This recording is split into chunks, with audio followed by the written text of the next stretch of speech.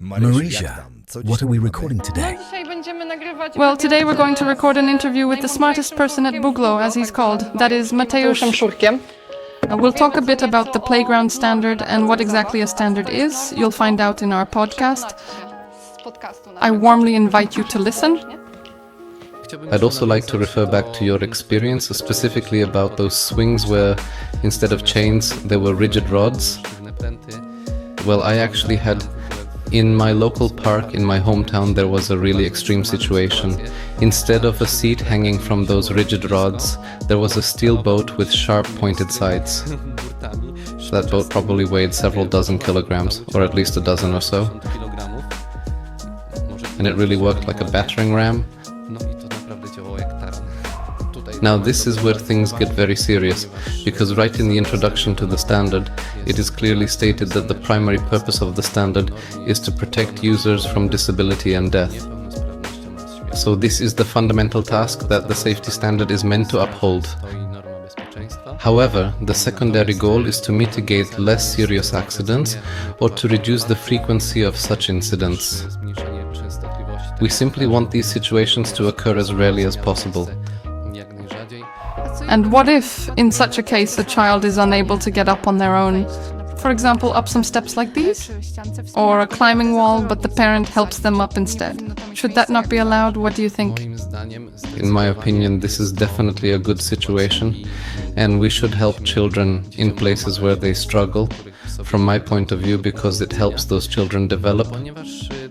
Only if a child has difficulty accessing the device, it means that he or she is probably not ready to use it yet.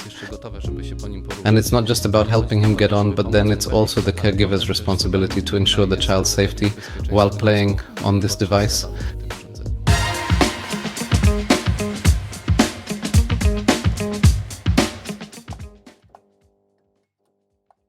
Hello, Matthias.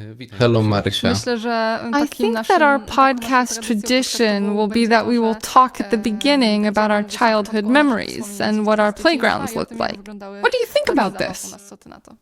I'm definitely in. So maybe I'll talk about this specific example of a playground swing, which I think you probably remember quite well too. A heavy metal swing, the old-fashioned rigid kind. Instead of a chain, it had a steel rod. That's right. Of course, everyone swings as high as possible and jumps as far as they can. Standard. And now I have this memory that sometimes that swing could hit you in the head, right? When you jump off it. Well, all sorts of things happened on those playgrounds. And tell me, if a child breaks their arm at the playground, can that happen at a playground? Is that okay? Unfortunately, yes. That kind of situation can really happen anywhere. Even on a flat field for playing soccer or basketball, it can happen on the sidewalk. A child can break their arm there, an adult can break their arm too. So when it comes to playgrounds, places where children are very active, unfortunately, those risks are present there as well. And there is also risk there, and we can't completely eliminate it. But I know there's something that regulates this risk, that a broken arm is okay, but nothing more. That is, yes, the standard regulates the risk. It states directly that a balance must be maintained between risk and play. It even says that risk is actually a positive thing for a child, because first of all, it's an inseparable part of play. When we go to a playground, there are many pieces of equipment that give that thrill, that sense of risk. For example, slides, swings, or carousels. These are pieces of equipment where there is risk, where you can fall, right? But that's also what makes it more fun. The standard requires maintaining a balance between this risk and the level of fun. And it accepts that risk will definitely be present on the playground. I'd also like to refer to your experience specifically about those swings where instead of chains there were rigid rods. In fact, in my own park, in my hometown, I had a really extreme situation where there was no seat hanging from those rigid rods. Yeah, just a steel boat with sharp pointed edges. That boat probably weighed several dozen kilograms, or at least a dozen or so. And it really worked like a battering ram, honestly. That was the swing. a battering ram, it was very dangerous and there really were accidents there. And today, a situation like that on a playground just can't happen anymore. First of all, the elements on which the swing is suspended, whether it's a seat or a nest seat, must not be rigid, so they can no longer be steel rods. Secondly, the seats themselves are tested. In terms of impact properties, they can't exert too much impact force. So this is also a good example of why this safety standard was created and what its benefits are. And on those playgrounds where we used to play, was the standard already in effect? Do you know when it came into force?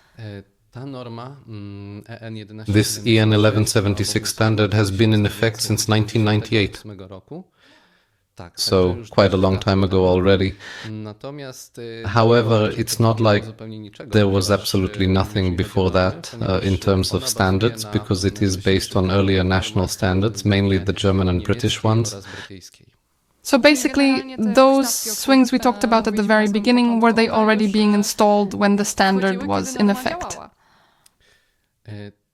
Yes, but it also depends on which years we're talking about, which years we played on playgrounds, because I still played on playgrounds before this European standard was introduced in 1176. Okay.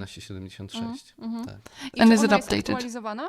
Yes, it is updated regularly. It really tries to keep up with trends and with new equipment that manufacturers design and produce. So we receive such updates to the standard on an ongoing basis. Do you know if it actually keeps up with the trends that are current on playgrounds? Definitely, yes. In ecology, inclusivity. When it comes to ecology, there is actually a dedicated chapter about ecology and materials. A lot of emphasis is placed on ensuring that the materials we use on playgrounds are, as much as possible, safe for users, ideally biologically neutral, so that they pose no threat in terms of the chemical substances contained in those materials. And tell me, maybe let's talk about the process. What does working with the standard actually look like? Does it start already when you design the equipment, or maybe only at the production stage? How does it work? Definitely. When it comes to working with the standard, it comes into play right from the very beginning. So even before we start, if we want to come up with a completely new device, something non-standard, something unusual, we have to consider whether it will comply with the standard, whether the operating principle itself or the design will allow us to ensure compliance with the standard. And in fact, this standard accompanies us throughout the entire process of creating the product. So even in this initial phase, when we start developing the product, and already in the virtual phase, when we model it in computer programs, we take the standard into account at that stage as well. At that stage, we already conduct virtual tests. We even have modeled probes that are required by the standard. And already in the virtual phase, we check, for example, whether there are any dangerous entrapments on our product, whether there are risks of falling, and so on. Moving on. Then the product is commissioned and manufactured, specifically a prototype, a test version. And there, on the actual object, we check for entrapments, falls, and all hazardous situations to ensure full compliance with the standard. And that's what's good about it, because in the computer, everything is binary. We have a certain dimension, and that element is always exactly where it's supposed to be. The gaps are of a specified size. However, in practice, it often happens that those dimensions are no longer accurate. There are manufacturing inaccuracies, some errors appear, and so on. So in those cases, we can react in real time. If we already have this product tested in production, it has been physically built, then in addition to us, the designers, it is also tested by quality control. And finally, the cherry on top is certification by an external body. At that point, an inspector comes to us and examines the product in terms of compliance with the standard. Thanks to this, we obtain a certificate that our product complies with the standard. How can a parent, if they are at one of these playgrounds, how can they know that such a playground complies with the standard, that it is safe? Such information is usually found on the equipment. If we're talking about our Buglo products, we have what's called a product plug. This is a plug that is most often placed on the product's post. It's about the size of a 5 zloty coin, let's say. Among other things, it includes a note that this product is designed in accordance with the EN 1176 standard. And once a parent knows that this playground is compliant with the standard and is safe, what kinds of incidents does it actually protect their children from? Here the topic becomes very serious because right in the introduction to the standard it is clearly stated that the primary purpose of the standard is to protect users from disability and from death. So this is the fundamental task that the safety standard is meant to uphold. However, the secondary goal is to mitigate less serious accidents or to reduce the frequency of such incidents. We simply want these situations to happen as rarely as possible. At the same time, the standard also acknowledges that there is risk on the playground. As we mentioned earlier, they occur practically everywhere, especially when it comes to children. So here, occasional fractures, bruises, or getting bumps on the head. Unfortunately, these will inevitably happen on playgrounds, and there's practically nothing we can do to change that. Whose responsibility is it to ensure that the playground complies with the standards? Is it ours as the manufacturer of the playground, or does it fall on the client? First and foremost, yes. The responsibility definitely lies with us as the manufacturer. However, responsibility is also taken by the certifying body, which confirms compliance with the safety standards. And then there's also a third party involved, namely the inspector who accepts the playground, conducts what's called a post-installation inspection, because of course we have a certificate for the product, but after installation we still need to check whether it has been assembled correctly. So this is a third link in the chain where compliance with the standard is additionally confirmed. Is it possible to completely skip the standard when creating a playground? I think in public spaces that's practically impossible, because it's either regulated by legal provisions or by requirements, for example, in tenders, to ensure that compliance with the standard is maintained for a given playground. Alternatively, if we're talking about products less for public spaces and more, for example, for private areas like a backyard garden, then unfortunately, in practice, I've seen that such playgrounds and equipment that do not comply with the standard do appear there. Maybe we can talk about that in a moment. And now tell me, from your experience, are there differences between standards in different countries or on different continents? What does it look like? Generally, the two most recognized and widely used standards are the European standard EN 1176, and we also have the American standard, ASTM, and these are the two most popular standards in force around the world. And there are indeed differences between them. For example, in the European standard, there is an easy access mechanism that protects smaller users, those who are less physically developed on the equipment. Whereas in the ASTM standard, there is a division into age groups. So that's a fundamental difference here. In the European standard, we have this brilliant solution, this easy access. I think we'll talk more about it because this regulation kind of regulates itself, it keeps itself in check. Because if the user is able to easily get onto the equipment, then we have to design it so that it protects them from falling from a height greater than 60 centimeters. Maybe you could explain once more, what is it exactly? Is this the easy access mechanism? Exactly, this easy access refers to a situation where the user can easily get onto the equipment. Such a situation occurs, for example, when there is access to the equipment via a ramp, stairs, or a ladder with the first rung below 40 centimeters. Then we are able to, that is, the user is able to easily get onto the equipment and move around on it. And in fact, even a little toddler who is just crawling can get onto the equipment using a ramp, right? So in that case, the standard requires us to protect even the smallest user, for example, from falling. That means from a height of 60 centimeters and above, we already have to use railings, for instance, around platforms to make sure that the youngest, least developed user cannot fall off. However, for comparison, if we're talking about equipment that isn't easily accessible, railings are only required from a height of 2 meters. From 1 to 2 meters, crossbars are sufficient, and railings are only required from 2 to 3 meters. They are required according to the standard, and our European standard does not allow for higher falls. If we want to build a taller device, we have to enclose it completely so that it is physically impossible to fall from such a device. And what if, in that case, a child is not able to climb up on their own? For example, up such stairs or a climbing wall, but the parent helps them up? Let's read. Or should that not happen? What do you think? In my opinion, this is definitely a good situation, and we should help children in places where they struggle, from my point of view, because it helps those children develop. But if a child can't access the equipment, it probably means they're simply not ready yet to use it on their own. And it's not just about helping them get up there. The caregiver's job is also to ensure the child's safety while they're playing on that equipment. Here we can mention another video we have on our channel, for example on YouTube, with Przemek Staron, from a lecture at the Google Expert Circle, where he talks about the zone of proximal development. That is, that a child develops the most with the help of a caregiver.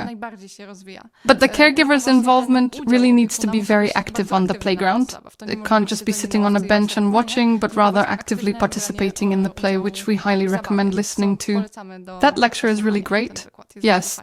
Yes, and I agree with that 100%. And this is also confirmed by my own experience that, in fact, a parent's help on the playground is not necessarily and doesn't have to be a limitation for the child or a hindrance to their development. On the contrary, it can actually be a booster that accelerates that development. The key is just not to do everything for the child. If there's a climbing wall, don't just lift your child to the top, support them, show them where to put their hand or foot. If there are steps, again, don't just put them at the top or pull them up by the hands. Support them and let the child manage the steps on their own. When it comes to getting into the sandbox, also show your child where to place their hands, how to swing their legs over the edge, because often parents simply put the child straight into the sandbox and then there's no opportunity, right, to acquire new skills. We could certainly talk about development for a long time. When it comes to play activities, grasping, jumping, and so on, we refer you to our other videos, for example, on YouTube. And coming back to those differences between the standards, tell me, so the European standard focuses more on the child's abilities, while the American one is more about age? Those are the differences, right? Yes, when it comes to ensuring the safety of users, especially the youngest ones, that's how it's defined. And for example, I know that in Romania, our clients who order from us generally don't order steel slides. So there are also differences between individual countries in Europe. There are differences in regulations when it comes to playgrounds. That's right. Indeed, some national regulations may prohibit or allow certain things.